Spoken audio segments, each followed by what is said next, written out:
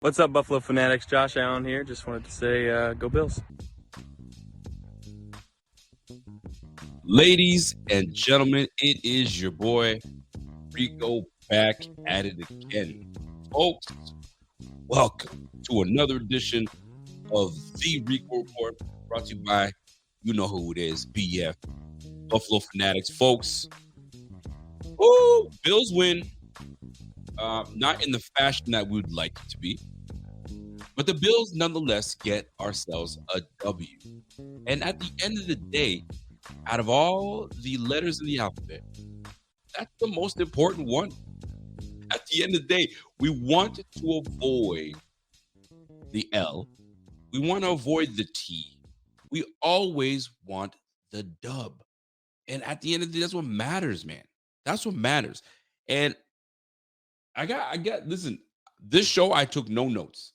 I didn't put any notes together. This one, I wanted this one to be organic. I mean, I put a couple notes together, but like I didn't go like, too crazy, right? So I just want to touch on the field because this game that just ended, this past game, it's got people 50-50. 50-50 on if we play like this again, we ain't gonna go nowhere. And I was there with y'all, but this is not for this past game.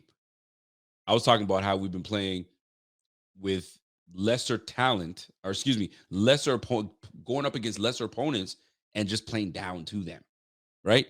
And there seems to be that thing that we do as Bills fans where we just lose it. We absolutely lose it on our team.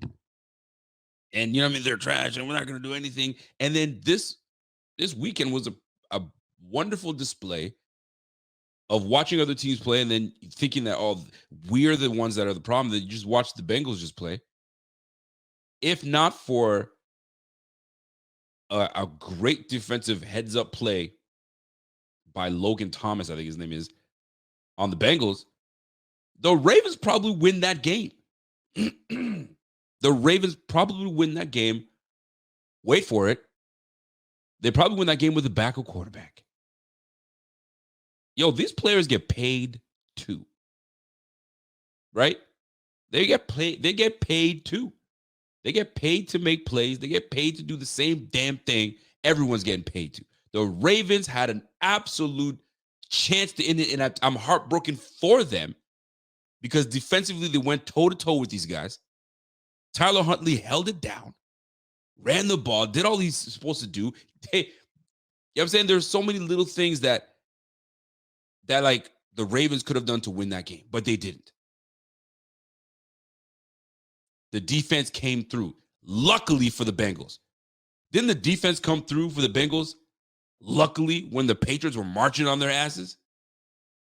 It took a freaking fumble at the end for them not to lose to the Patriots. The Patriots almost beat them and came back from 18 down or something silly. The Ravens had that game, but we sit here and kill the Bills because we play the Dolphins twice a year, and for the last 3 years, we've been waxing that ass. There comes a time when you're sick and tired of getting beat down, where you got to fight back. And that's what the Dolphins did. And now that I'm away from, you know what I'm saying, the hype of the game, I'm away from all that stuff, it gives me a chance to kind of sit and reflect on Lucky. So, like, hold on, let me watch what's going on around the league. You know what I mean? Shout out to my man, Ing Ravens. He's in the chat right now. I see you, bro. Yeah, the Ravens be shooting themselves in the foot all year. Listen, that's one team that, like, y'all got something there's a whole lot of things to unpack with that team. You're gonna have a fun offseason. Your offseason is gonna be lit. There's gonna be a lot of things to talk about. What direction the team is gonna go into, because y'all still got a good foundation of a team. Y'all better find a way to get Lamar Jackson back. Find a way. If it's gotta be Roman's gotta go, although I don't think it's all the way on him. But if Roman's gotta go, then Roman's gotta go. If Harbaugh's gotta go, then shit, Harbaugh's gotta go. I don't like it, but something's gotta go. Something's gotta give up. But chances are you guys are gonna give up Lamar Jackson and get some picks, because that's what you guys do. You guys live in the draft. You guys live for draft picks. So you guys might do that, but there might be a long time, a long waiting period before you guys get a quarterback like Lamar. But anyway, It's deeper than Roman. You damn right it's deeper than Roman. That's what I'm saying. You're gonna have a fun offseason. Now, let me get back into it. And I'm getting at Bills fans because it's like we get spoiled with the perfect game by Josh Allen and over the Patriots that we expect it every time. Let's go back 4 years. Let's go back 5 years. All right. Now take those 5 years and toss that out. Now go back further. How many times were we just happy to just try to get a win and try to get in the playoffs and try? Fam, we have a franchise quarterback. We say it all the time. We live and die. Let me tell you something, man. Josh Allen, he fumbled twice and lost a fumble and lost a fumble, right? He threw an interception off of the chest of Cole Beasley. Is that his fault? But it's going to count against him, right? I didn't like that first interception. I think that's on him. Everybody keeps talking about, John Brown stopped running or didn't run a route. Man, fuck that. That was a terrible pass from Josh Allen. He had a crossing Dawson Knox that he could have easily taken, but he don't like that. He likes to go for the gusto. We know that about Josh Allen. That's what he does. We got to live and die with that. But we seem to want to die more than when we live with it. Humbug. Yo, knock it off, man. Do you know how many teams? My man Ing Ravens that's in the chat right now, he would love to have Josh Allen on the Ravens. Do you know how many teams would love to have a guy like Josh Allen? And you know what they'll say? I'll take those interceptions if you give me all the good. You know what? Hold on a second. Because I can talk about it. Because I need to bring some of you motherfuckers. I don't want to cuss. I'm trying not to cuss today. I don't want the Rated R Rico to come back out. I'm trying to be a better example for the young man upstairs. So I'm trying not to cuss. But sometimes it wants to come out of me, man. And you guys taught me to do it. But sometimes I got to bring y'all off the ledge a little bit. And sometimes I go off the ledge too. And this is why these podcasts and these vidcasts are good for me because it's therapeutic. I get to talk through it. That's why I didn't take any notes today, man. This is off the cuff. And we're going to get a phone call today that I may not agree with all the things that are said. But some of it is going to be true. But 97% of this league would like a quarterback like Josh Allen. Like let's cut the nonsense. But we sitting here spoiled as ever. We got to live and die with it. But there's way more good than the bad. But I ain't going to talk about it because you guys need to hear it from somebody else that's been playing with this dude and that knows the in and out of Josh Allen. But check this out. You guys know Shady McCoy. Shady McCoy played with the Bills. He played a year with Josh Allen. He called it. He said Josh Allen's going to be special. He's going to be special. He's going to be that dude. He doesn't respect a lot of rookies. Trey White's one of them. Loves Trey White. Loves Josh Allen. And he was on the show to speak with Joy Taylor and Emmanuel Ocho. And they were talking about Josh Allen. Should we be concerned about Josh Allen's turnovers? Let me tell you something. Before I even put Josh Allen's turnovers up, right? Or his not taking care of the football. Josh Allen in the playoffs, right? Josh Allen in the playoffs has a passer rating of 104.6. He's got 2,000 yards passing, 17 touchdowns, and 3 interceptions in 7 games in the playoffs in his career. All right? Oh, but we don't listen. When this brother's ready to play, he's ready to play. I'm just going to give you an example because this is the standard, right? You guys always want to talk about. Some folks want to talk about Pat Mahomes. A 105 rating, 3,300 yards, 28 touchdowns, 7 interceptions. He's got a 3-to-1 ratio touchdowns in 11 games. All right. So I don't want to hear, but Josh is gonna. But turnovers happen. Turnovers happen. Do we want them to happen often? No, of course not. But the defense gets paid too. Golly, man. But don't let me talk about it. All right? Don't let me talk about it. Let me play a clip for you so you guys have an understanding. Because I'll take my dog anytime. Anytime there's a top dog in this league, I'll take my dog over any other dog. Check this out. String rookie quarterback. Yeah, and then you talked about it, like the division games are like that because they're very tight games. Even with backup quarterbacks, right. Rookies, they're gonna be tough. Like you talked about the pressures. They went the Dolphins defense ran 0 coverage more than any team I've ever seen. Yeah. Did you see that? Wild. So you're gonna get some hits, right? And then like I'll take that Josh Allen though. And it sounds crazy to say that, right? But all the bad he's done, I'll take all that good, too. Yep, that's right. Don't forget he hit my man deep. Yeah. Easy bomb. I don't know how he dropped that. He dropped it, right? But when you needed Josh most, he came and delivered. So, real quick, the last thing is when Josh Allen, he plays, sometimes I hate it, but I love it. He plays his competition. So, yeah, he didn't play well, right? Yep. But I ain't seen him throw no picks against Patrick Mahomes in the playoff games. No, he does have a very short memory, which is important. Yeah, like but if he playing a top dog, he's going to be a top dog. He's not going to get shook about his own mistakes. He won't. Short memory. And when he plays up to his competition, guess what? Ain't the competition going to ramp up now? Isn't the competition about to ramp up? You're about to play Joe Burrow, top 5 quarterback in the game. And if we get past Joe Burrow, we're going to play two top quarterbacks in the game right now, and Trevor Lawrence or Pat Mahomes. Chances are it's Pat Mahomes. But you never know. It's the playoffs. You don't think Josh is going to... Listen, Josh is one of those guys that... the guy's big, strong, 6'5", 240. He can do it all.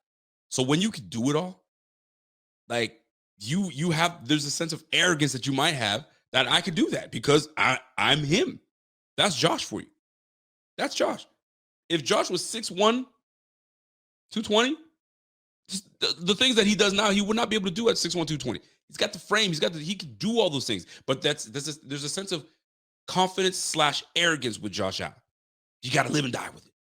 Because there are times when he's in the pocket, 90% of these quarterbacks in the league right now would get sacked and brought down, 7-yard loss, keep it pushing.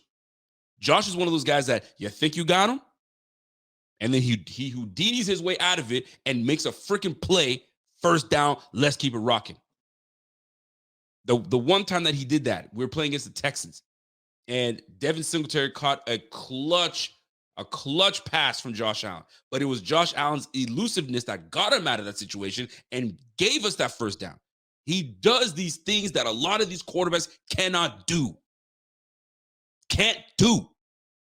But we sitting here, too many turnovers if we keep doing that. Yeah, that's part of the game. Does he want to turn the ball over? Heck no. He's trying to make a play. That ball should have been caught by Cole Beasley. I'm sorry. You got to come back to that one. You got to come back to that one. Him fumbling, that's him trying to make a play. Does he do that? Does he do too much?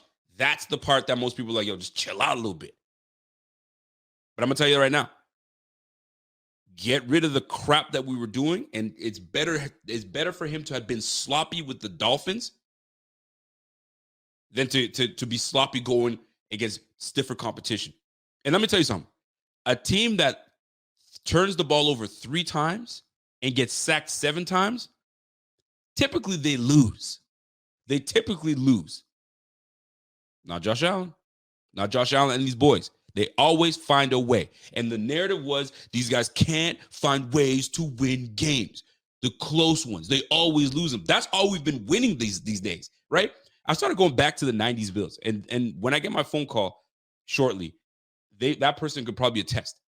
Those 90s Bills, going back to like the playoffs, man, they were waxing teams in the playoffs. Like waxing them, just running through them. Running through them like a train, man. They were running through these cats, right? Not a whole lot of competition. I mean, I want to say all of them, but for the majority of these games, they were waxing these teams, man. Putting up 30 points, putting up 40 points, 50 points. You know what I'm saying? And then when they got to the Super Bowl, stiffer competition, there they were. So like, it's best. We need those tumultuous games. We need those rough games or those nasty games where you have to learn from these mistakes. If we wax the Dolphins, would we have learned anything? We would have been on a confident high, but would we have learned anything? So these games, unfortunately, we have to go through them, but it's growth. It's growth. Tom Brady being in the league for 20 plus freaking years, this guy, there's not a defense he hasn't seen. And I'm bringing this point out for a reason. There's not a defense that Tom Brady hasn't seen. He's well prepared. You know what? Dave Koulis is battle tested, if you will. And by the way, I said 3-to-1 ratio. I meant to say 4-to-1 ratio. I was so freaking like amped up. And I got my math all messed up. Apologize. Somebody caught that. In America, we call that a 4-to-1 ratio. I caught that. Anyway, you guys know what I'm trying to say here, right? At the end of the day, what I'm trying to get to is this. You got to be battle tested. You got to go through shit in order to, to come out on top. You got to. If you just ran through shit like nothing, and the minute you come through some shit, and then boom, right? It's like, it's no different than the high school baller that's playing, on the rural areas of wherever you're from, man. He's king shit. He's killing it. And then you bring him to, inner city, you bring him to like, like where all the big top players come out and play, and he thought he's gonna do X, Y, Z, and then damn, the competition. I thought this was man.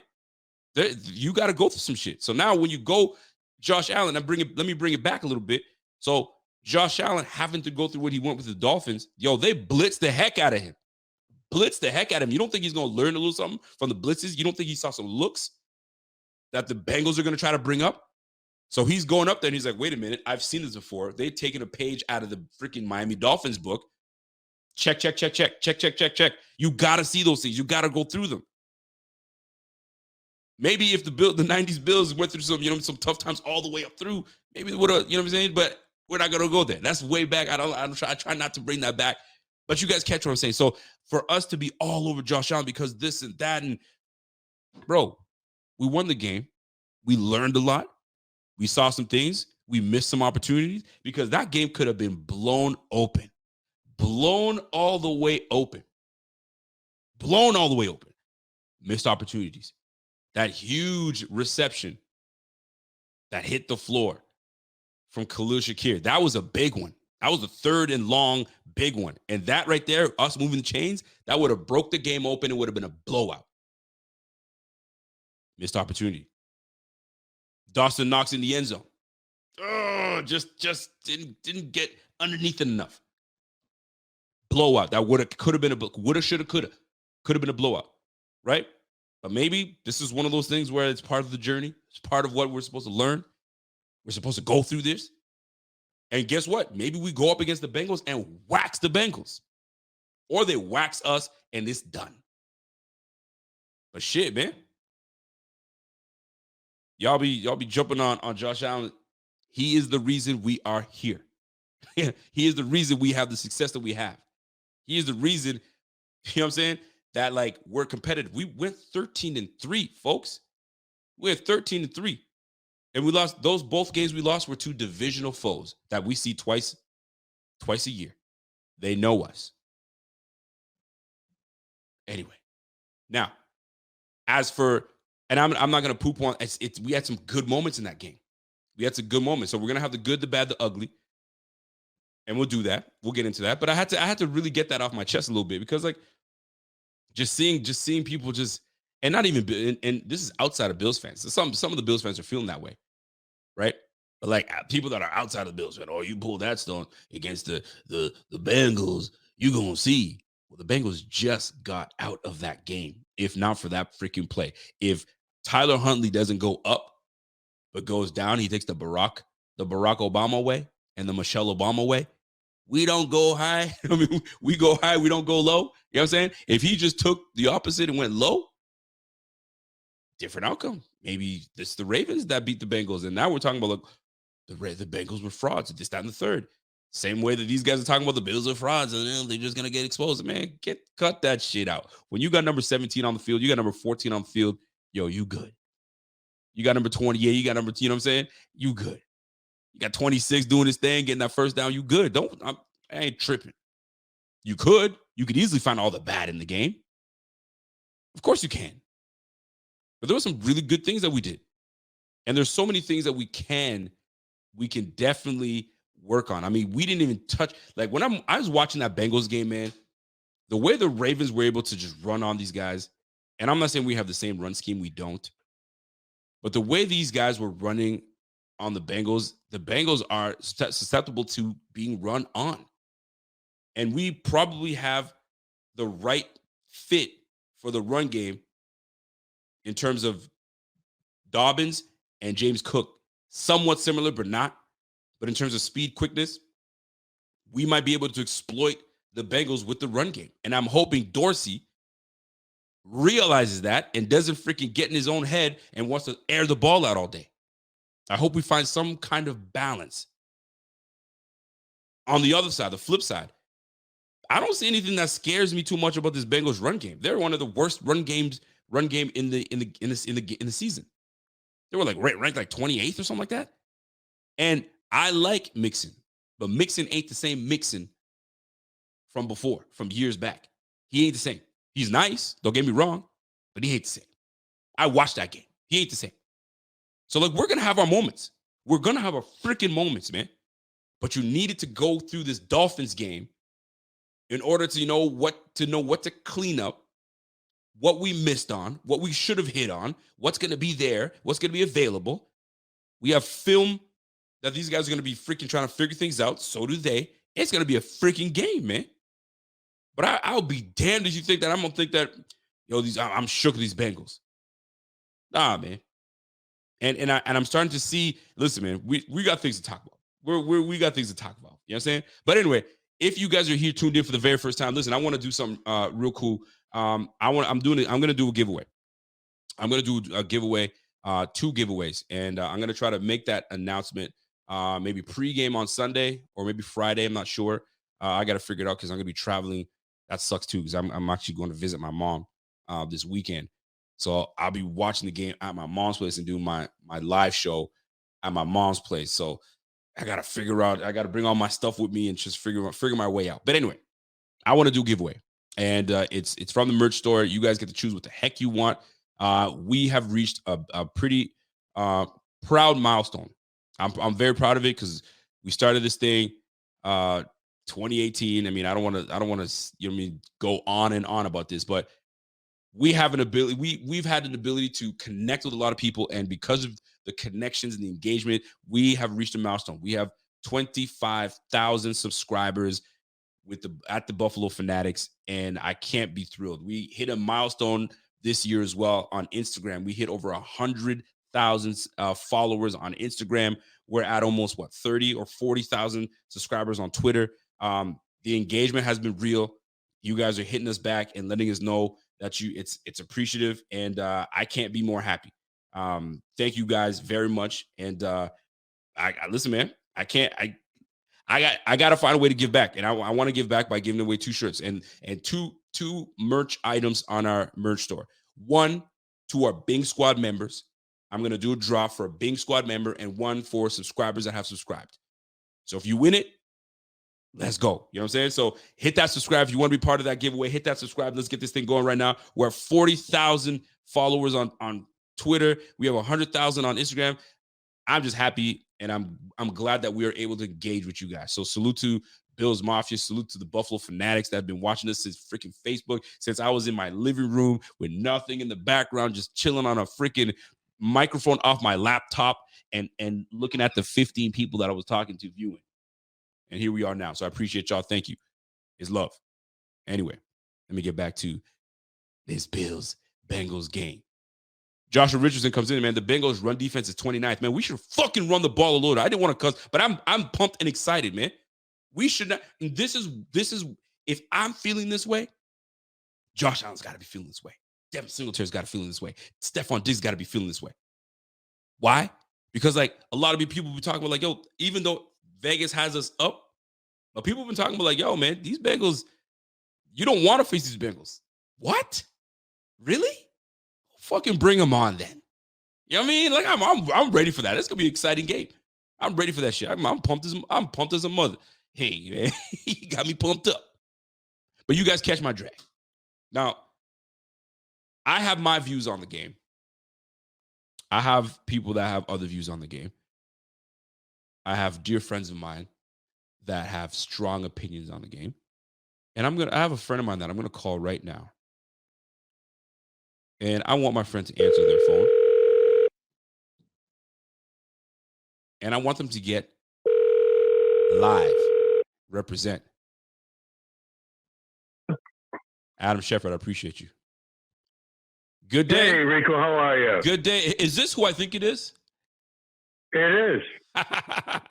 Talk to me, Jeffrey King. We've been talking, we text all the time. We talk about it. And I feel like you have something to get off your chest. Now, before you get anything off your chest, Mr. King, how are you? I'm great, buddy. I'm great. I can't be better, man. I'm great. I love it. Now, I'm home. I'm happy. I'm good, man. I love it. So listen, you know the drill. You've watched the show for many, many, many months and years. And after this segment, the floor is yours.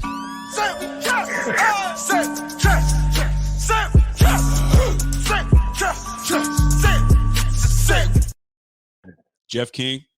Yeah. Well, I've never been one to, shy to say with my chest, brother. You know that by now. I'm sure your viewers know it as well. But anyway, here's the bottom line. I was pissed after the game. I'm not going to lie to you. I was completely pissed. Because we played down to a team that we should have absolutely destroyed, and that's how it started out.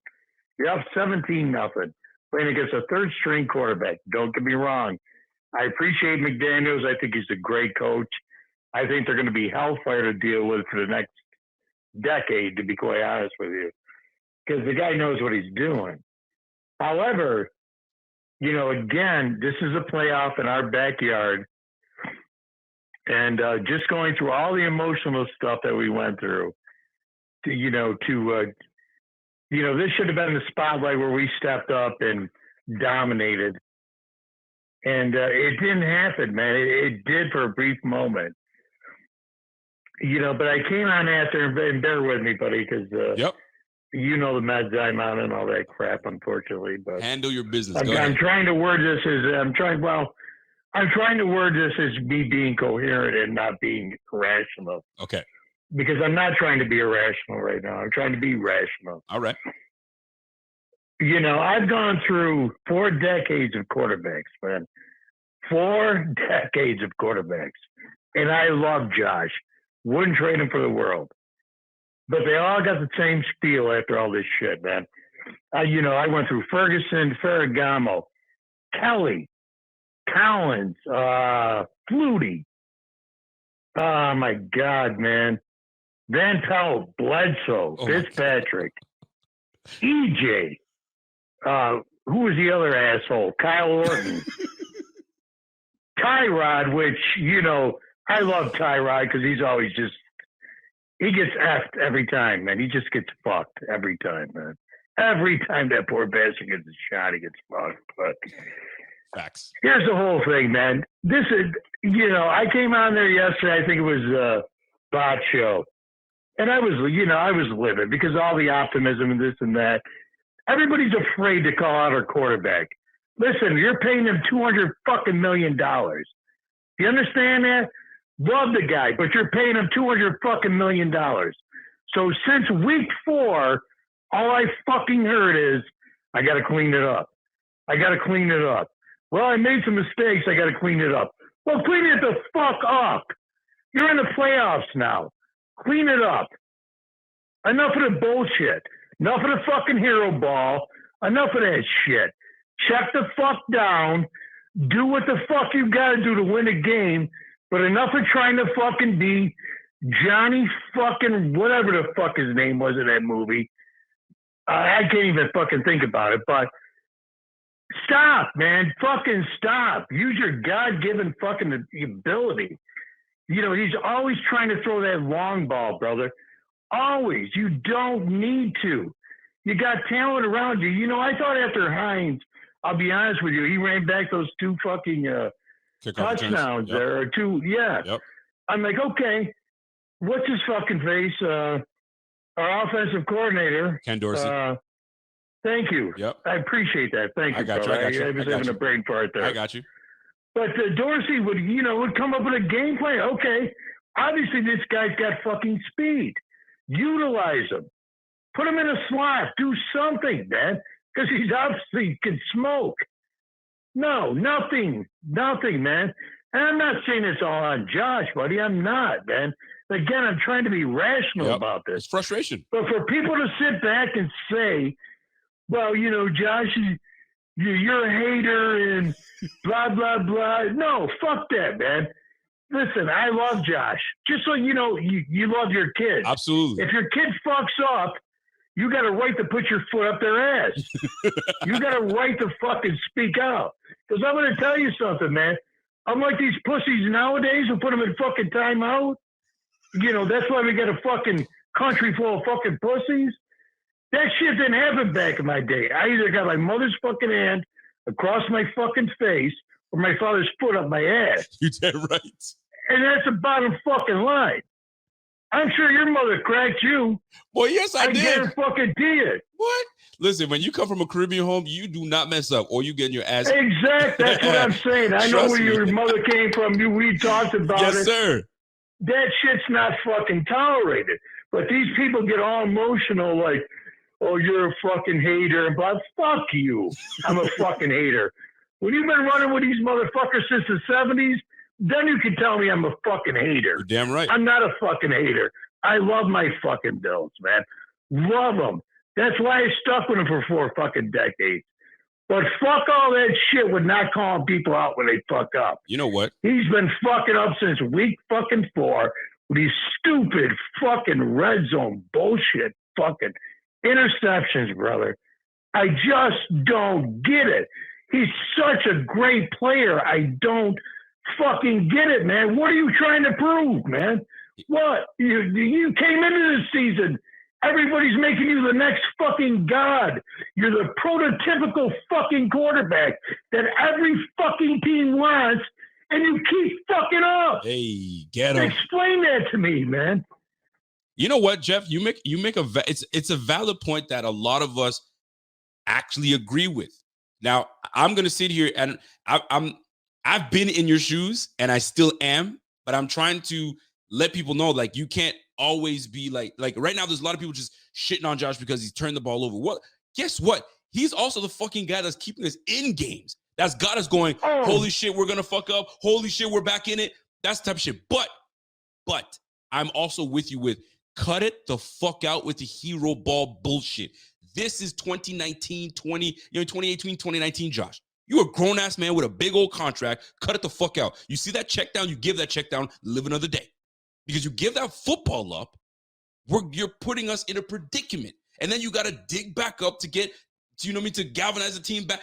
Sometimes we don't need to galvanize. Sometimes you can meticulously fucking make your way all the way down the field and still have 300 yards and still have 3 touchdowns and chilling.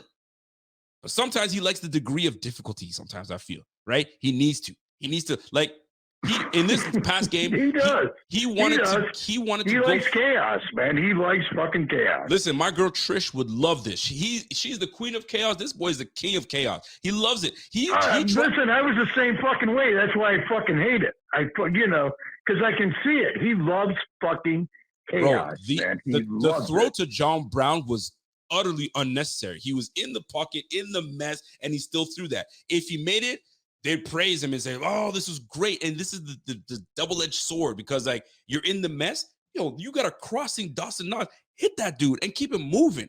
But he tried to go for the jugular, and that was the problem.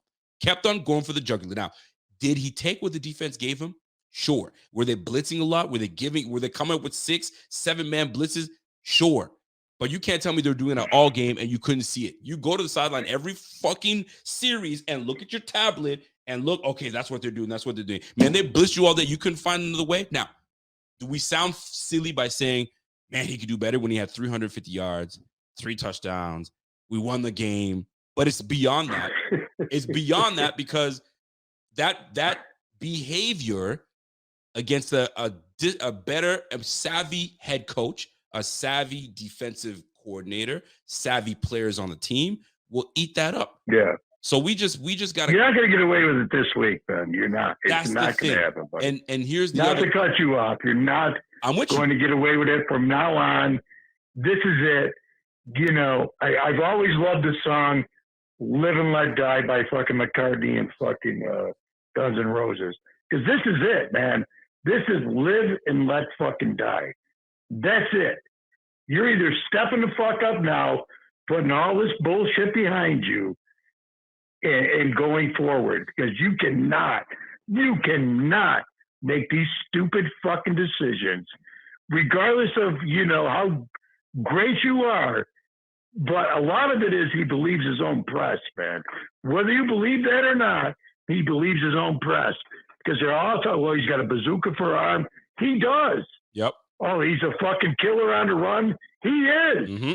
But guess what? You can't do that shit all the fucking time, man. You can't do it all the time. You know, some asshole came out here yesterday. Well, Josh is a Ferrari. You got to let him run. Great. If I got a fucking Ferrari, whether I got a Ferrari or a Subaru, if I'm in a fucking 100-mile-an-hour fucking pursuit from the cops, and I come to a roadblock, guess what?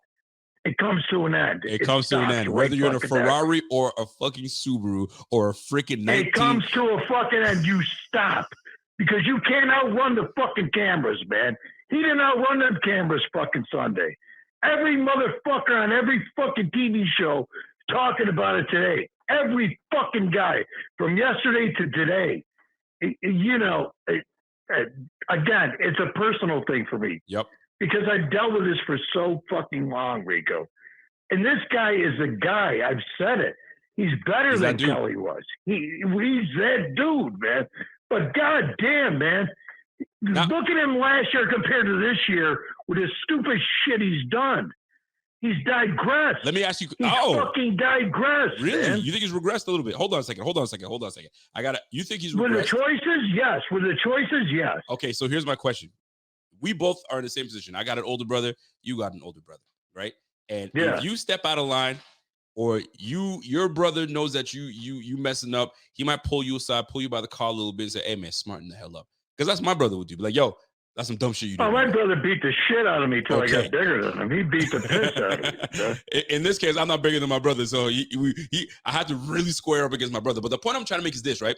Last year, we had those Josh moments, but we also had a veteran guy that doesn't take shit from anybody, as at least it seems. And I love that. And Brian Dable. Brian Dable is out in NYG, New Jersey. I'm not gonna call him the I agree. And he's got Daniel Jones leading the mother effing way. You know what I'm saying? In the second round of the playoffs. Now, listen, I agree. Okay, that's why I'm saying. You know, people fucking want to downplay this fucking old Dorsey thing. Listen, for the first two games, Dorsey called it perfect. Since then, you know, I got a question, man. That's the other thing. I'm getting real fucking tired of the whole Singletary's busting his ass. I don't give a fuck what anybody says. He is? That fucking guy's busting his ass to make a name for himself, and you cut his fucking legs out from him every fucking time he gets going. Every fucking time, man. It's ridiculous, man. And Cook, who you know I fucking hated, I wanted fucking Brees. That's the bottom fucking line. But that fucking guy's got talent, man. He's fast. He's fucking quick. And now you got Hines. Do you know what Dable would have did with that shit? Oh, my fucking God, brother. And this is where we have to, I don't want to say temper our expectations, but damn all the expectations. You knew what you were taking over. You were taking over a well-oiled machine. It was a well-oiled machine that we even tuned up even more on the O-line. We tuned it up a little bit on the O-line. We tuned it up with some weapons. You should be able to just dominate and rein in your quarterback so he's on top of things. Now, here's my beef as well. We're up 17-0. Yeah. Run the fucking ball, man. Thank you. Kill the clock. We talk about a win is a win. You got me in my bag. I didn't want to be in my bag. I was trying to chill out today, Jeff. And you brought the fucking bag out. Man, I didn't call to get you pissed off, brother. So, I didn't call to get you pissed off. We're up 17-0. Yeah. And here we are just fucking around and throwing the ball deep. I don't give a shit if they're blitzing. Find out where they're blitzing at and attack the other side. Right? Thank you. You're gonna find ways. You're gonna find ways. You know what I'm saying? A little Thank you. Finally, somebody who knows what the fucking game is about. You got me. See, now my show is all over the place because I was going to go into the good, the bad, the ugly, man, but I didn't take any notes today. So we're going off the cuff. So we're going to do that shit. So let's keep it going that direction. You're up 17-0. You have two backs. And I've been saying this since the fucking beginning of the offseason. Was that not, people? I said we drafted a guy in the second round. We didn't get my guy, Breece Hall. Fine. We drafted a guy in the second round, and you sitting here bullshitting and giving the touches to Zach Moss and getting freaking who's the other dude we brought in? Freaking Duke Johnson, and we fucking around and playing games. And you have Devin Singletary, and I said this at the beginning, and I mean this shit. We have Devin Singletary in his last year of his contract. I hate to even mention this, but it's just what it is. And they always talk about use the backs up and then draft another one later on. Well, you have a guy that you can use. I'm on the same fucking page, brother. I'm on the same page. Use him up because it's a win-win situation because he's trying to make a name for himself to try to get himself landed on another team. So he's going to bust his ass. He's in a contract year. Use him. Nope. We want to air the ball out. Listen, Devin got, let me tell you something about Devin Singletary. Devin Singletary put in the work last offseason. I don't give a fuck what anybody says. He put in the fucking work, got fucking bigger, got stronger, got faster. They fucked him. They fucked him, man. That fucking guy, he'll go for, 20 yards, 17 yards, 18 fucking yards, 12 fucking yards. And then you pull it out from underneath him. You're a running back, Listen, you got to get hot. You got to get in that fucking rhythm.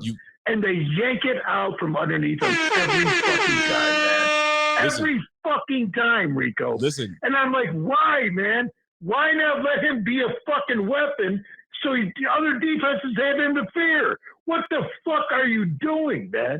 And forget my anger, but I'm like, this shit's gone on all fucking year. I can't figure out what Dorsey's doing. I just can't figure it out, man. I get it with Dable, okay, because Singletary really wasn't that great. Had a little bit of an injury. Wasn't beefed up, wasn't that motivated, I guess, as he was the first year he came out, because he tore it up, but nobody knew who he was either. This year, he came for it, man. This motherfucker came for it. Like he was going for the Publishers Clearinghouse fucking sweepstakes. This motherfucker came for it, man. They cut his legs out from underneath him. I got a super chat coming in from, I got a couple super chats. One of them is coming from David Reed. I see your comment, David. I'm just trying to find it so I can actually put it on the screen. But if I can't find it, I'm just going to have to read it because you make a valid point because I was in that boat with the frustration with our offensive coordinator. So here's the deal. David, if I can't find it, I hope I can. But anyway, I'm just going to read it out. So David Reed says, hey, I'm not defending Dorsey, but we were all pissed at Dable his first 2 years. And I was one of them. I was like, get this guy the heck out of here, right? This falls on McDermott for not giving Dorsey more support. Now, I'm going to disagree with you in a little bit. I agree and disagree. And I agree because we were all over Dable his first 2 years. And it was him trying to acclimate and kind of get used to and figure out who's got the talent, who's doing this and who's doing that. But that's Dable being brand new to a team that doesn't know anybody. In Dorsey's case, he's been with the team 4 years. Yeah, he knows everybody's talent. Exactly. He knows. Exactly. So I'm not buying that. But I know what you're saying with Dable. Now, Silas has said something that I really do appreciate, and I'm gonna try to pull up Silas's super chat. What's up, Silas? See you, bro. So Silas says this. He goes, "There's no accountability for Josh, right? Dorsey is calling plays with underneath guys open." And Josh is choosing not to throw to.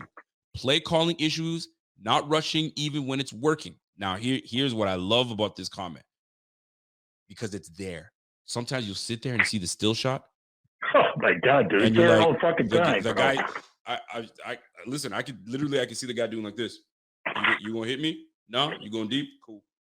Like, I'm running underneath routes. Like, what am I running these underneath routes for?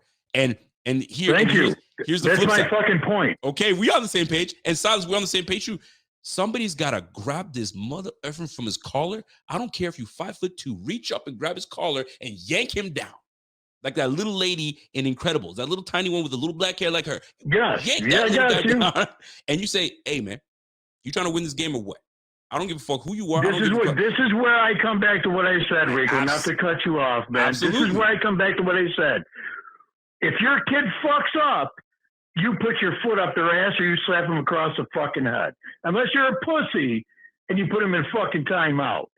That's the bottom fucking line. He's fucking up. They need to say, rein it the fuck in. Stop making these fucking shots. We're paying you $200 fucking million a year. You're fucking great, but you're fucking it up right now.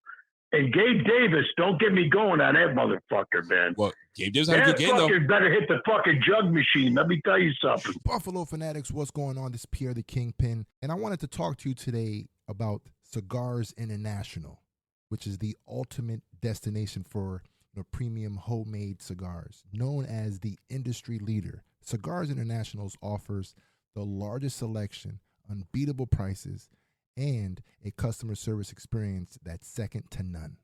Whether you're new to cigars or a seasoned vet, Cigars International makes enjoying cigars easy, approachable, and fun. Cigars International is the go-to retailer for all things cigars, with the biggest selection of premium homemade cigars available anywhere.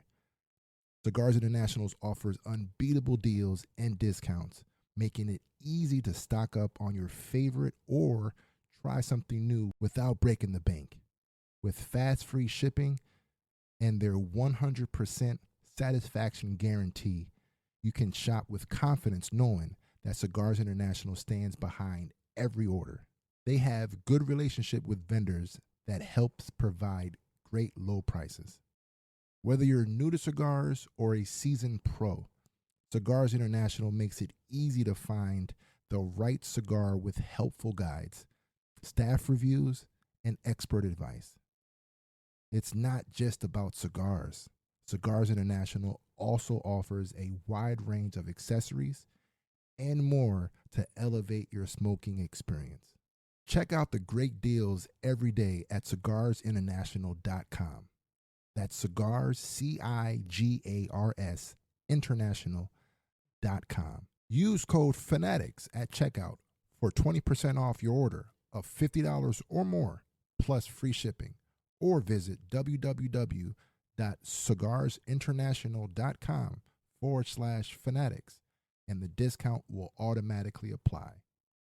Again, use code FANATICS at checkout for 20% off your order of $50 or more, plus free shipping. Or visit www.cigarsinternational.com/fanatics, and the discount will automatically apply. Day and fucking night from the time the season ends till the fucking beginning of the next season. Because what the fuck with flash in the pan he fucking was last year, man. But hear me out, though. Gabe Davis came to play this game. He came to play this game. Rico. Where's he been the last fucking 7? Well, bro? maybe he's. Come on, let's be honest. Maybe he's playoff game. You know what I'm saying? Maybe he just shows up for the playoff. Oh, well, okay, then fucking sit him on the bench and get somebody else in there for the rest of the fucking season. Great. Shit, I'm with you, Hey, man. Steph, okay, it's your time to step the fuck up. But Playoff you game know is. what I'm saying. I know. Rico. You get what I'm saying. I get man. everything you're saying. I think in a way we all agree in a way. Now, it might sound like we're so angry and we're this, and there's a lot of people watching this that just probably turned this off and said, "Man, we won and these guys are complaining." That ain't the channel for you. Yeah, you're right, man. Because after fucking 4 decades, I'm gonna fucking complain. You're damn right. So, and here's the thing too, right?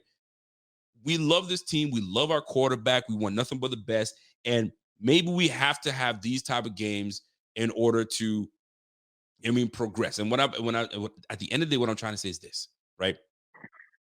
We got rid of the mess. Maybe all the mess that we needed to get rid of was here. It's like we get better. You know, relationships. You're in relationships. You have friendships. You know what I'm saying? And you had a relationship. You're with someone, and you know what I'm saying? And you need to learn things about yourself. Or she had to learn something about herself. And then you go into the next relationship, and you're a better version of yourself. Isn't that what Dable's always talking about? Not Dable. McDermott's always talking about? Be a better version of yourself, or a better. So, you know what? Yeah. You left that terrible version of yourself, or somewhat terrible version of yourself, in the Dolphins game. Now you get to become a better version of yourself in this next game. The beautiful thing is we have another opportunity to be better. And this game is huge because now we're going to, and here's where the great thing is. Allen plays up to competition. When he sees another guy on the other sideline that everybody's talking about, and Joe Burrow's this, and Joe Burrow's that, he's super cool. Allen takes that person. He's like Michael Jordan, man. I took that person. He did well better, man. So, I know what you're talking about. So you're referring to the Last Dance interviews. I took Jordan that gets person. fucking pissed off and says, "Okay, he makes up shit." Yes. Motherfucker, you said something about me? Okay, I got something for you. So Josh, I know exactly what you're talking about, and I hope that's the case, buddy. You're I do. fucking right. So I hope he channels his his last dance Michael Jordan and says, oh, y'all want to talk about Joe Burrow? Y'all want to do all that stuff? Let me show you what. And he comes out. Channel the shit out of that fucking crap, man. But goddamn, man. And that's what I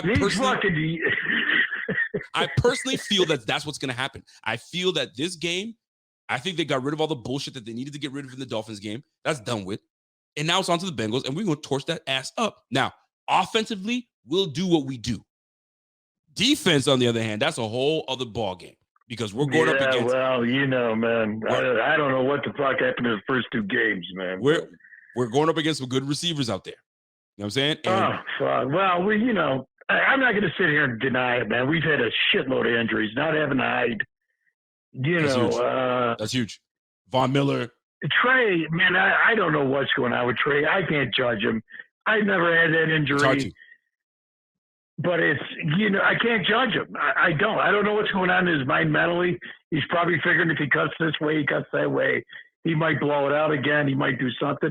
So I can't judge the man, man. You know, it's a tough fucking game, man. It's a tough game. Yeah, listen, man, you nailed it. I know this much, man. Like I told you, you know, a week ago, we better damn sure go out there and fucking draft some cornerbacks. Come definitely draft some fucking cornerbacks come this year, man. We need them, bro. You freaking damn right. Hey, listen, man. Because that makes your fucking D line that much better. When you can hold them up for that long, now you're getting the fucking sacks. When you can't, well, such in lies, man. Such in lies. Listen, Jeff. Before I let you go, I got my friend that we played ball together, Jonah Paritsky. What up, Jonah? Jonah says, "Hey, man." And he's a Dolphins fan, by the way. So be nice to Jonah. He's going through right now. I'm sure he's Jonah. Was Jonah on your show the other night? Yes, that's right. Jonah was on my show the other night. Yeah, no, he's a gentleman, man. He's a good man. He's a good man. I learned a lot from Jonah. Jonah says Bills fans need to stop trying to fix Josh. He's not Trent Edwards. Let Josh be Josh. And in a way, we all agree with you. Josh has to be Josh. But sometimes you have to save Josh from himself. And sometimes Josh be doing some Josh things where you're like, ooh, that's nice. And then Josh be doing some shit where you're like, what the fuck was that? Case in point, absolutely. Houston Texans. We're doing well. Yeah. Josh Allen. Back. Whatever the fuck that was. Tosses it back like he's freaking Rodman going, hey, I was over here, hey, and I was there, and I went this way, and I went. Listen, you need to cut that shit. Still ain't figured out what the fuck that was, but you know I know exactly what you got me looking like Mike. Bro. You know, you got me looking like Magic Johnson. Hey, you can't look like Magic Johnson in a Houston Texans game. Can't have that. Now, no. We've also seen Josh take a 19-yard sack where you're like, what are you doing? What are you doing? So he does these things where you're like, yo, breathe, motherfucker, breathe. You know what I'm saying? But Josh has to be Josh. Yeah. That's the only way that we can, you know what I'm saying, be successful when he is who he is. But you just need someone in his ear to say, hey, man, turn it up. There's got to be a little bit, but here's my point, Rico, and then I'll leave you at this because you got a show to do. You got it. You got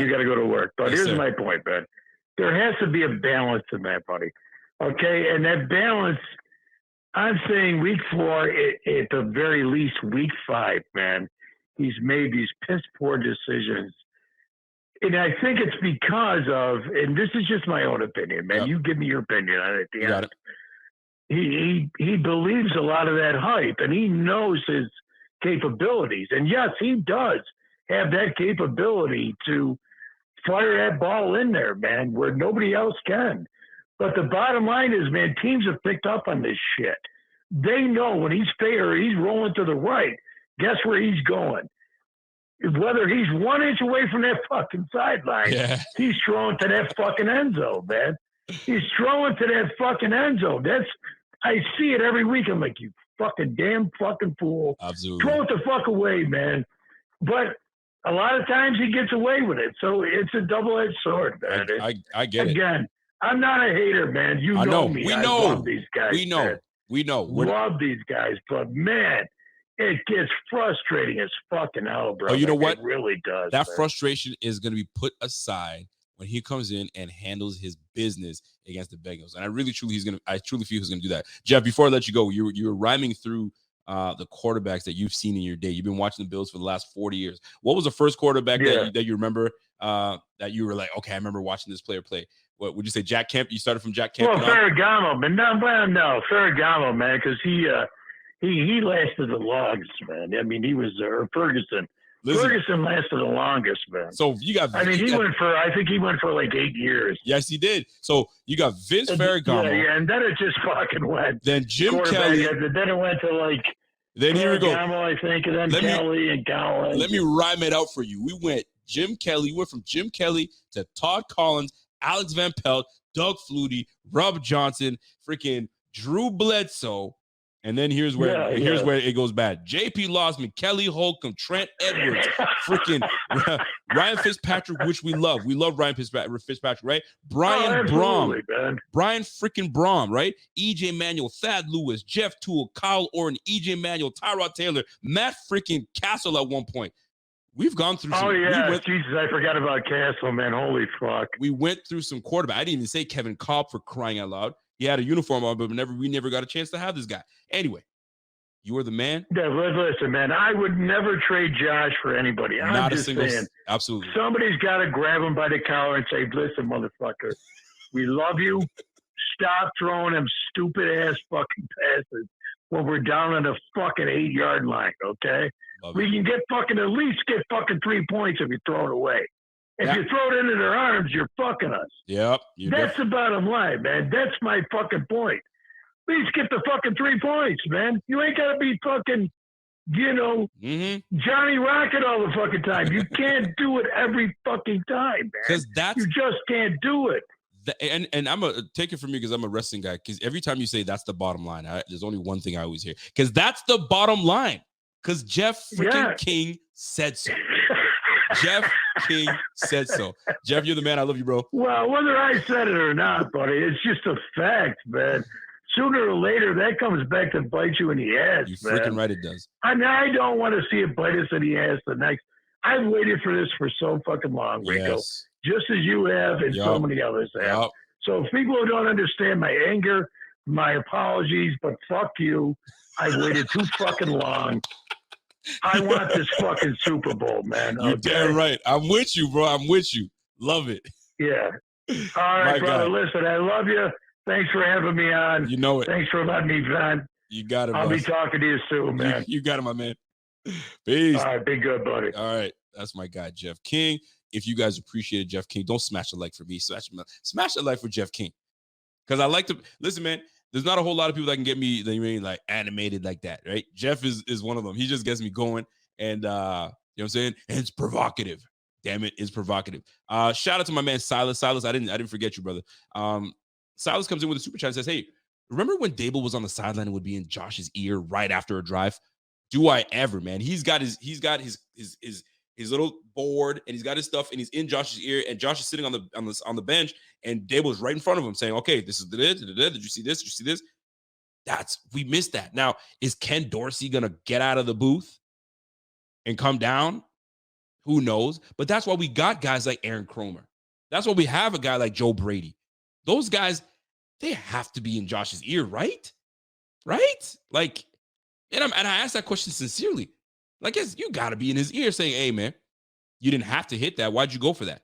Well, because I knew he was going to open up and I was waiting for the safety and this and that. But the check down is right there. The check down's right there. We know you can make that throw. You can make every single freaking throw on the field, bro. You ain't got to hit that every time. Just saying, man. I got to hit these super chats and then I'm going to get right to it. Jonah, I appreciate that super chat, my guy. Always. And I hope you enjoyed the game. Did you end up going to the game, by the way? And did you tell your lady? I was telling my wife about that. She's like, so he went to the game. I was like, well, we'll find out. We don't know if he did actually go to the game yet or if he was talking a big game. Who knows, right? Silas comes in and says, hey, Josh's bad decisions with the ball are the only thing that keeps lesser teams in the game against us. If he makes the right decision Sunday, we win. And I think he will. I think that he's going to go back and say, fuck, I didn't need to throw that. Fuck, I didn't need to. You know what I'm saying? I think he's going to clean it up. But once the juices get flowing and you start getting a good feel for the game, Josh, like my man Pierre likes to say, Josh will get activated. And once you activate playoff Josh and he's ready to roll, is game over. You saw against the Chiefs, ready to roll. And the thing is, he's just got to take care of the football. Take care of the football, big fella. You got to take care of the football. And when Josh has had a terrible turnover worthy game, he normally and I've never seen him have 2 games in a row where he's tossing the ball like left, right, center, and losing fumbles. He usually cleans up his act the next game. So it's a good thing for us because we get to see a cleaner version of Josh, which I hope, and we get to see a W, which I'm hoping that we get. And I apologize if you guys saw me cuss today. I wasn't trying to cuss. Mike Hart over here is like, I love it when he does that, man. Be quiet, bro. And by the way, I got to give a shout out to a new member, Cameron Hayes. What's up, big man? Thank you. And Bing, Biggity, Bing. Welcome to the Bing Squad, my G. If you guys are trying to join and want to join the Bing Squad and support BF and all the things that we do by putting back into BF, this is how you do it. Supportbf.com. It's simple. And hit that smash that like, hit that subscribe. You know the whole jazz. Now it's 10:30 my time. I got to get into my bag. I got to get into the things that I need to get into.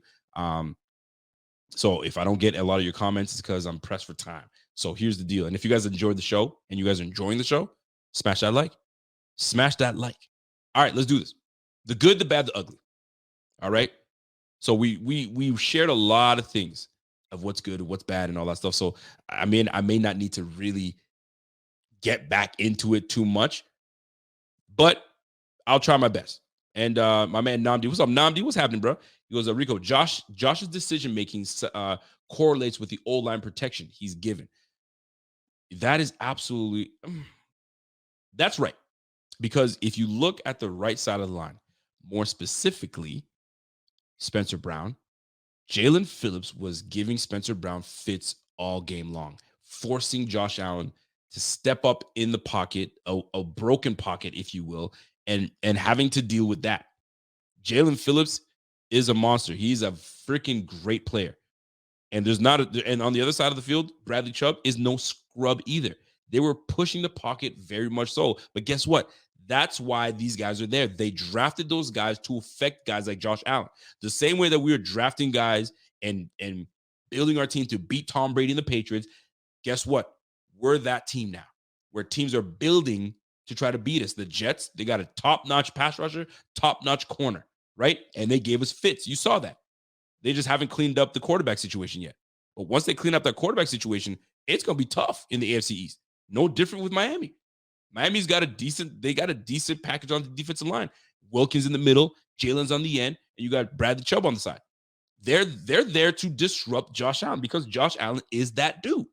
So the O-line protection has a lot to do with how Josh reacts and and he's not going to call his guys out. He won't. That's for Spencer Brown's bum ass to get his shit together. And we've seen him have good games, and we've seen him look like a total bum. So does he drive me nuts? Hell yeah, he drives me nuts. I see it all the time. These guys just push back, and he's such a big boy. And here's another thing that pisses me off. You know his strength is in the run game. Can we establish? Can we commit? These 10 to 12 carries for these guys? But you know what? It's not easy to be an offensive coordinator. It's not.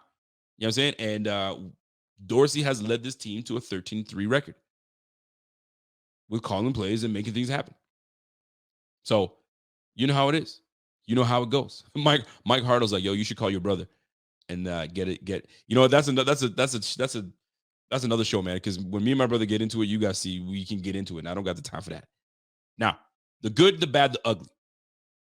Right off the bat and right off the rip, I got to get right to this guy right here.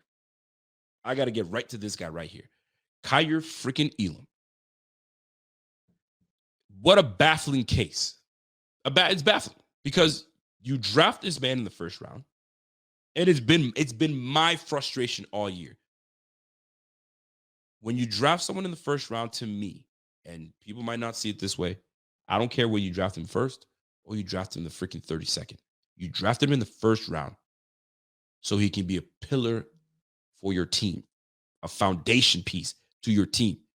Kyer Elam getting drafted with Trey White being out made sense. I understood it. It made sense. We needed that top-tier corner that can utilize his press skills, his length, his strength, his ability to not be afraid to go in and tackle. This dude displayed that in this game. Dane Jackson went down with an injury, so it slowed down a little bit, and in enters Kyer Elam. And Kyer Elam had two big plays. The biggest one came with the turnover. That was a huge momentum turner. We're down 4. We're down 4, and we just gave the ball back to the Dolphins. They could have easily went for the juggernaut and the jugular and just ended our season right there. Based on where the momentum was, based on where the morale was with the team, we were in a like a, this is tight, man. We got to someone's got to make a play. And this is where teams separate themselves from others. The good teams separate themselves from the okay teams, the decent teams. Miami's not a shitty team. They're a decent team. But this is where teams got to step their game up. And Kaiir Elam stepped up big with that interception. Played it well, played it right underneath the receiver, played it nice. I don't know why Kyler thought that he could fit that in there. I don't know who the fuck he thought he was. He thought it was Joe Marino. No, sir, you're not. I was like Joe Marino. Dan Marino. You're not Dan Marino. My man went up in tow, came down with it. Huge swing. Big momentum swung our way. So now, what does Josh do? Now Josh is juiced up. Bing, bang, touchdown, Cole Beasley. Bing, bang, touchdown, Gabe Davis. Now we're up 10. Just like that. With that play, momentum swung. Huge. You know what I'm saying? Massive play. He wasn't done there. He almost had another interception covering Tyreek Hill, one of the hardest receivers to cover based on his height, based on his freaking speed, his quickness, all of that. And he had him man-to-man on the sideline, jammed him up a little bit. It was a little comeback route, a little stop route. Bounced off of my man's chest and almost in the hands of Kaiir Elam. That would have sealed the game right there. Kaiir Elam was right there. Here's the good thing about this. This, with corners, they can easily be shaken, but very quickly gain their confidence back. These guys have to have the shortest memories. After quarterback, these guys have to have a short freaking memory because they're coming right at your ass again. And this man came up with big time plays. And here's the deal. He ends the game with a nice stretched out backhand down off Gesicki. That's game, folks. Shout out to freaking Kaiir Elam. Anytime that I had this picture posted up of this brother, I was on his ass. I'm like, yo, why are we? What's going? Why did we? I'm sitting here going, kudos to you. And now we're going up into a game where you got T. Higgins, Tyler Boyd, Jamar Chase. Get on your motherfucking horse. We got a game to play. This is why we drafted you, sir. For receivers like Chase, right? For quarterbacks like Joe Burrow that's never down. He's going to be looking. So this is where you come in. You jam up and you take away that receiver? Bro, what's Joe Burrow going to do? And he's nice. Don't get me wrong. I ain't shitting on Joe Burrow whatsoever. But if you can take away his best threat, his best receiver that he's got the most chemistry with, huge. We don't need, hey, I sounded Nigerian there. We don't need, hey, you know what I'm saying? We don't need beta males on this team. You need to freaking activate your alpha right this second. This going into this game, man. The moment I see that comment, and that's where I took it from. You got to be the alpha. You got to take over. You know what I'm saying? That confidence, now you have it because that was a big moment for Kaiir Elam. That's the best moment of his career. And it came at a great time. Now, bring that into the next game. Kaiir Elam, great freaking job, man. Great freaking job. I gotta listen, man. This game was solid, and I gotta give Kaiir Elam that. I'm not gonna spend too much. I got good, the bad, the ugly. Listen, the good is we got the freaking win. The good is Josh Allen's gonna Josh Allen. Stephon Diggs, the game, and I said this, anytime that you have Stephon Diggs, you get that man available, you get that man early, you make him involved in the game, and you don't stop. He needs 10 targets at least. They gave him 9. I'll take it. 8 to 10, 8 minimum. But you got to get this man involved. Got to. Don't stop. You got to. Straight up. Stephon Diggs was amazing. Gabe Davis came through. Let's go, Gabe. Kyer Elam came through. Listen, people aren't talking about it, and I've seen people do, oh, where the hell is Greg Rousseau? Where the hell was he this game? Let me tell you something. That last play was Greg Rousseau's tenacity to get after him and get in his way and move him off his mark. The minute Greg Rousseau was on that freaking left or that right tackle, he moved that quarterback off his mark, which forced Kyler freaking Thompson to roll out and go to Gesicki. People listen, man, if you go back and watch what Greg Rousseau does. Disruptive. I mean, I can't stress it even more, man. There was a lot of good in this game. And if you guys have the good that you want to talk about it right now. And I got to move on to the next one. Khalil Shakir. Listen, man. If he's going to produce like that, if you see there's chemistry between Khalil and Josh Allen, don't make him inactive. Don't play the politics of, I need to give him this snap and I have to give that guy that snap. It's the playoffs. You're one and you're done. It can easily be quickly done if you don't put your best players on the field. Khalil Shakir came in big. Khalil Shakir can be a big weapon going forward. You're starting to see a little bit more chemistry between Cole Beasley and Josh. So be it. If that's the case, keep him in there. John Brown, you will get yours. Get on the same page. But that, in my opinion, was on Josh Allen, not a lack of not running your route. You know what you're supposed to do. McKenzie, if you got for the betterment of the team, if you have to sit out, so be it. It's about winning the damn ring at the end of the day and put your ballers on the freaking field and do it now. Stop messing around. There's not time to get cute, Mr. McDermott. There's no time to be cute. It's time to get rolling. Now, let me get to the bad. Let me tell you something, man. The minute this happened, it immediately pissed me off. And immediately I knew this is a turn of momentum right here. Tyler Bass has done this twice this year, maybe 3 times, and he did it a couple times last year. How the fuck are you going to kick the ball out of bounds?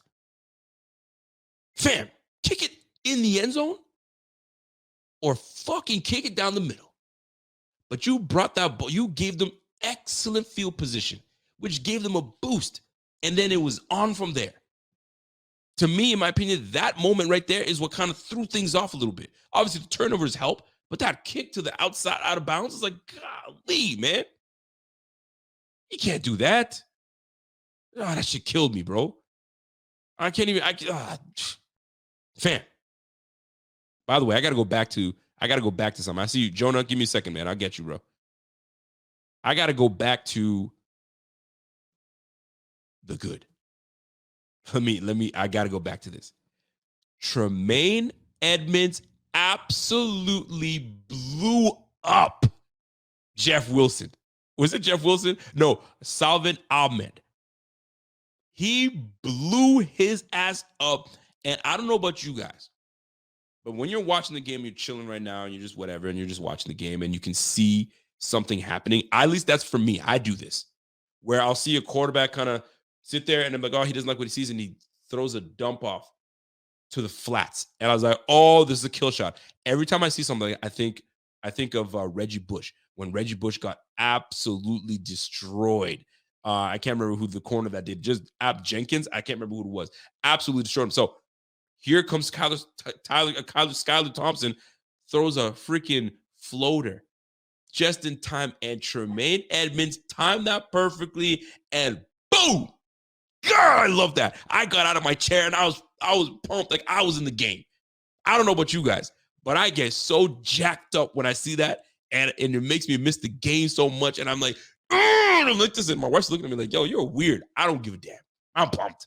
You know what I'm saying? You make a big hit like that, you got the whole sideline just go, let's go, man. That shit was, I was Loved every bit of it. Loved it. I had to give a shout out to my guy, Tremaine Edmonds. Whoo, that was a hit. Boy, that was a hit. Now, I can go on with the bad. Turnovers were bad. Josh, stop doing Josh things. You know what it is. I don't gotta go further into it. You know the drill, right? We gotta be better, man. Listen, 3rd and 18.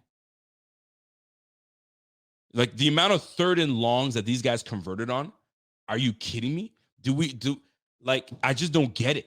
And then when we have them dead to rights, huge missed tackle. And that's the point. And I'm not even going to say that's bad. That's ugly. The missed tackles, we should learn our lesson when the 4th and 18 happened. And we let Jefferson come in and catch the ball. We had no business catching the ball. And we win. And we're sitting here with a bye. But nope.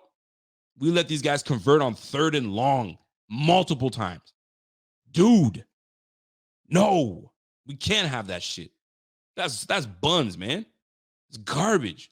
And poor tackling on top of that? Nah, we can't have that. We can't have that. So to me, that was what stood out. That was bad to me. I did not love it. Hated it. Not cool. We got to be better. We got to be better. We have to be better. Like, that's some buns, man. That's straight buns.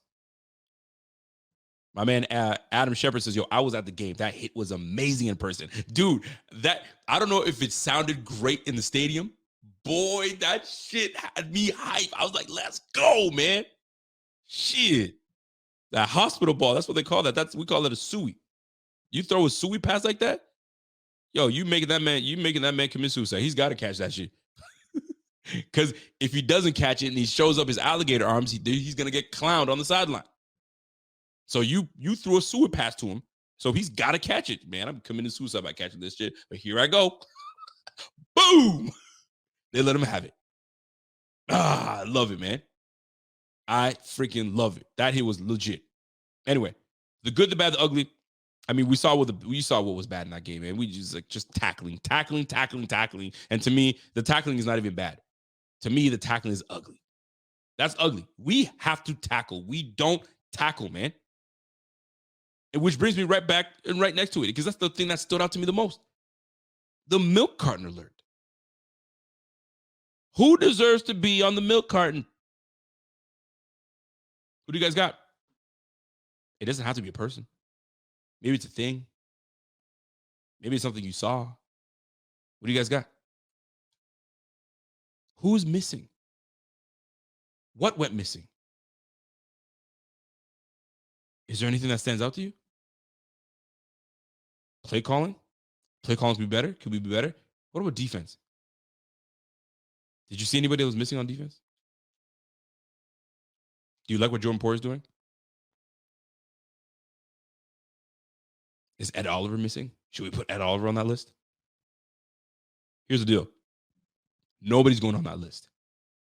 Nobody is going on that list. I'm going to tell you what is going on that list. And I just said it. The freaking tackling. Where is the fundamentals? Did we just forget about the fundamentals? You got to wrap up. This team is yak. Listen, we're going up against a guy in Jamar Chase that can take it the distance. If you don't tackle, you have to tackle. Holy jumpings, man. I can't stress it enough. Bad tackling, horrible tackling. Matt Milano, he's good for one a game where it's a horrific missed tackle.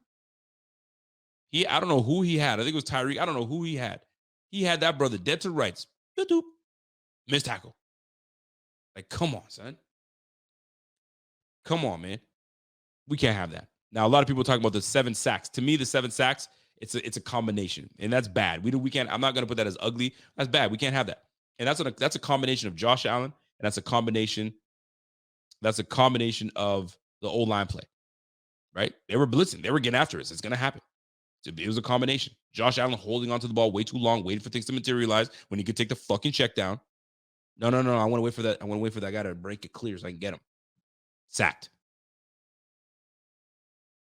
We got to be better. But to me, tackling. Where have y'all gone? where is the tackling ability? We got to be better. We're one of the worst teams in freaking wrapping up and tackling. We've got to be better. Come on, son. And the teams that are terrible tackling, they're not even like playoff bound. Like we're a playoff team and we tackle horribly. Like imagine if we just clean those things up, how more potent we can be. Jeez. So we'll see. But that to me, that's milk carton alert. Who's been missing? What's been missing? The freaking Buffalo Bills tackling ability. Let's get better. Let's get better, people. We got to get better. Now, I got to read a super chat here. Super chat coming in from my guy, Mr. Jonah Paritsky. Jonah, he comes in and says, hey, McDermott calls the most inopportune timeouts. Ooh, he does. And he did. He cleaned up his act last year. He was way better in terms of management. He bailed McDaniel out after recklessly decided to go for it on 4th and 6, and we snuffed that thing out. Everybody needs a Sean McDermott when they're about to make a bad decision. Yeah, man. And you know what? Though that Sean McDermott doing that, it tells me that he was shook. He was shook. Now, I understood it. There was one where the linebackers were looking at each other. They looked confused. And like nobody knew what was going on. And he was like, I don't like this, timeout. I understood it. At first, I was like, why the okay, I get it. But when Stephon Diggs caught that touchdown, I call it a touchdown, but people say he bobbled it, but whatever. I think it was a catch. I've seen worse situations where they gave the person a catch. When Stephon Diggs caught that on the sideline, there was 11 seconds left. And he used the timeout. He used the timeout, and we could have used that. We could have got another playoff. We could have, you know what I'm saying? But he used the timeout to try to give these guys time to do whatever. And I was like, man, we burnt the timeout for that? Okay, I guess. So McDermott has his moments, but to me, it was more fear. I think it was more shook, especially in that moment where it's down crunch time and he's trying to figure some things out. I was like, no, call that out. There were those moments, but I get it. This is a tough time, man. You got to do what you got to do. Space Oddity with a super chat comes in. Worried about our defensive line. I'm not worried about our defensive line, man. I'm not worried about it. I think we will be all right, man. I think we'll be all right. Because right now it seems as though the Bengals are banged up on the line. Banged up. So Lyle Collins out. I think Jonah Williams or Jonah. Let me look up his. Let me look to see what's up with Jonah. What's his name? Jonah something. I think it's Jonah Williams. Jonah Williams is hurt as well. They got 3 linemen that are hurt. Now I don't know if they're due to come back, but they've got a banged up O-line, and they've had a healthy O-line all year long. Once they hit the playoffs, once they have to do that. Once they hit the playoffs, these guys are dropping like flies. So maybe this is an advantage for the Bills to come. Oh shit, dislocated knee? Oh, you ain't coming back for that. You take a dislocated knee, you have time off. There's no way you're coming back in less than 10 days to come out playing with dislocated knee. And if you do, you're going to be a liability. So maybe this is the time that we do it. Jeff B doesn't believe that we'll get pressure. Rico, this line does not get pressure. Well, when you have a line like the we do, you got to get rid of it. That's how you beat a line that gets after it. You got to get rid of the ball quickly. So these guys right now their left tackle's out, right guard is out, and right tackle all out for this game. So they're gonna have depth pieces. I'm not saying because this happened, we're gonna kill it. Not the case. Because we were supposed to kill it against Skylar Thompson. And look what happened. So we just have to stay within ourselves, do what we're supposed to do, and get after it. That's it.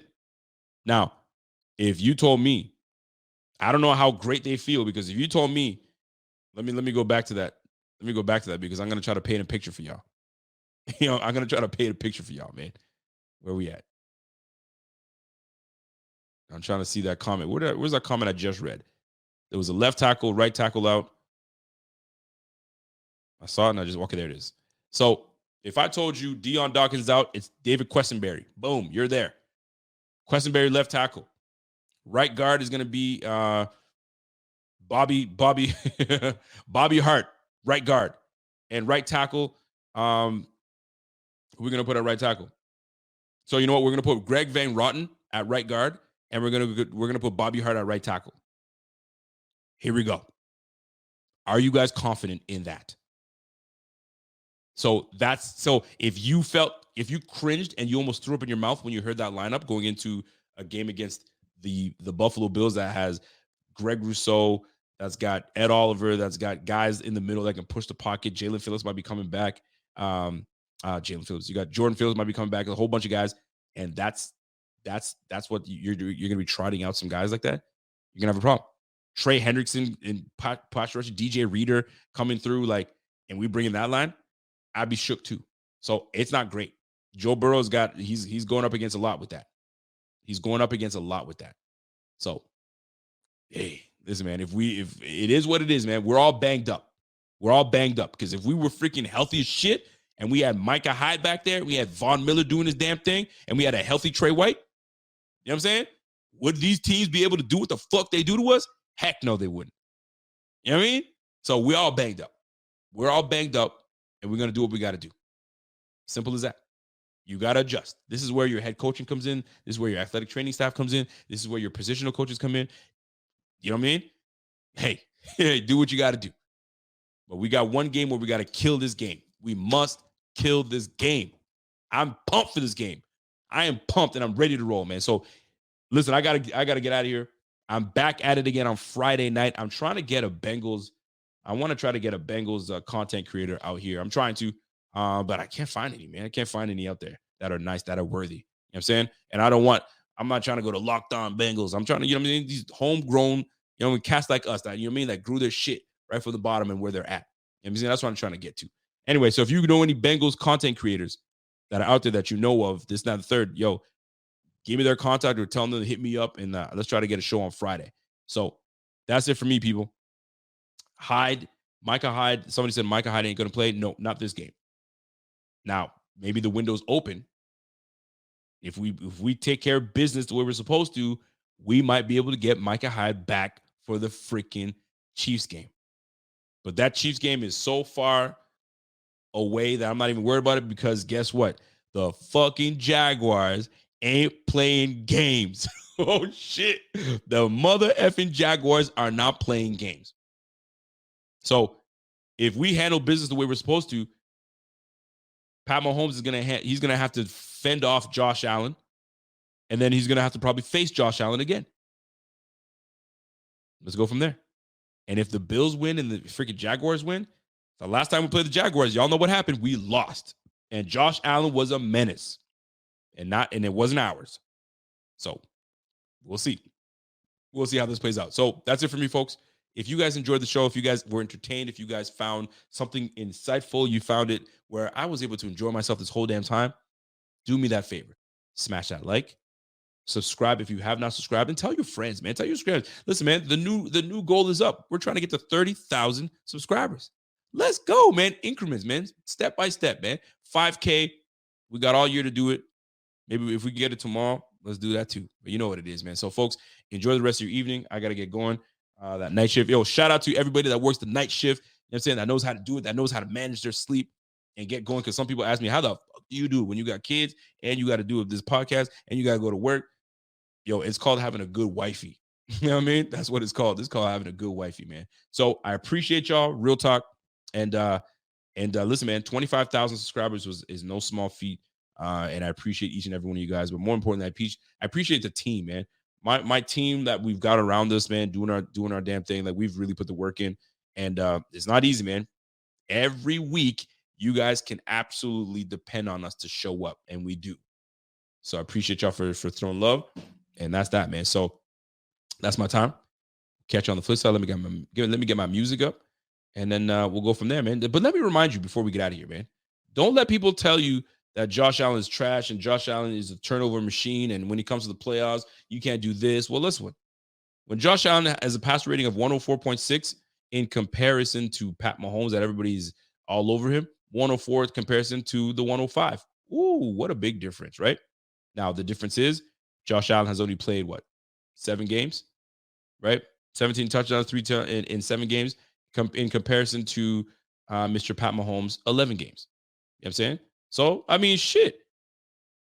The comparisons are fucking not that far apart from each other. Just saying. You know what I'm saying? So, you know what? Let's not let them pull that narrative, because when playoff Josh is ready to go, I'm going to call him PJ. When PJ is ready to go, he's ready to go. You know what I'm saying? He just had to get warmed up. Get the juices flowing, make mistakes. And now that I know what my mistakes are, I'm ready to go. So Joe Burrow, Josh Allen, is going to be a fight, man. We're going to make it work. So let's see who steps up and who makes the last play to make it count. And that's what it comes down to, man. So, folks, enjoy the rest of your evening. Hope you enjoy the show. We'll do it again another time. And that's it. Ladies and gentlemen, enjoy your evening. And until next time, it's your boy. And I'm gone. Listen, check the merch. I'm going to be picking out some people to get merch. Big Squad. And by Monday, or by Sunday, by pregame, I'll get you guys 2 winners. Let's go.